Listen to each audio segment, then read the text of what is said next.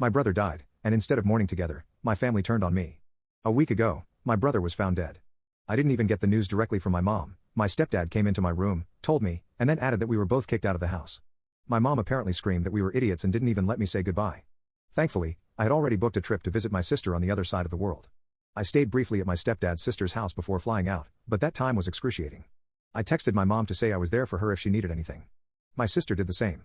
My mom ignored both of us and instead asked for screenshots of our messages, maybe for the police, though she never explained anything. After a 15-hour flight, I landed to a message from her saying, "What's wrong with you?" along with a photo of my messy room. I hadn't even unpacked from the trip, just had a PlayStation on the floor, some bags, and pajamas on a chair. That was her focus, not the loss of her son. The next morning she accused me of posting online that my brother committed suicide. For context, I had no information about how he died. I posted something on Twitter asking other adults how to cope, not naming him, and mentioned suicide because I genuinely thought it was the case, knowing he had mental health struggles. That post was about me seeking help. But again, I got silence followed by judgment. Eventually we heard, through my stepdad's son, not my mom, that she had found my brother dead in bed. Apparently, due to the meds he was on, sleeping on his back was dangerous. It was a tragic accident, and I truly feel awful she had to experience that.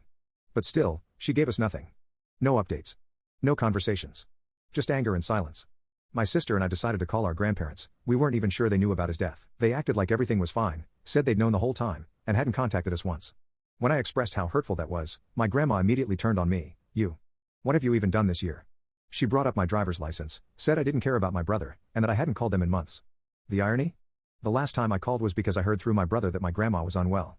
I reached out, offered to help, and was told not to come. I also tried to let them know about what was happening in our family. My brother had some terrible criminal issues, and I got backlash for that too. Somehow it got twisted into you only called about him and to ask for money, when I had only once asked to borrow for a trip to my sister, which I repaid with my summer job. I also admitted that it was fucking terrible at home. I have always wanted my brother to get some proper help. I feel sorry for him. Besides, we did visit them around 2 months ago, where I got to see more dark sides again. I've since talked to a psychologist, who helped me understand what's been happening. She said my mom shows signs of narcissism, that when I don't bow down, she gets upset. That explains so much. She said I shouldn't try to be understanding. I can't excuse being kicked out, ignored, insulted, and gaslit during the worst week of my life. A week after my brother's death, I've had no apology from my mom, no warmth from my grandparents, and no real support from any of them. Only my sister got some texts back.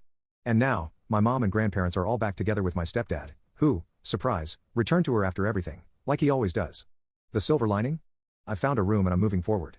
I think I'm done. I'm dropping everything they've thrown on me and walking away from the dysfunction. I loved my brother. We had a rough relationship, but I mourn him. I just can't mourn with people who treat me like this. What do you guys think? I always try to understand as much as possible. What became relevant to me was my mother's situation in this case. However, my psychologist reassured that I had done nothing wrong and that I shouldn't attempt to understand my evidently dysfunctional family.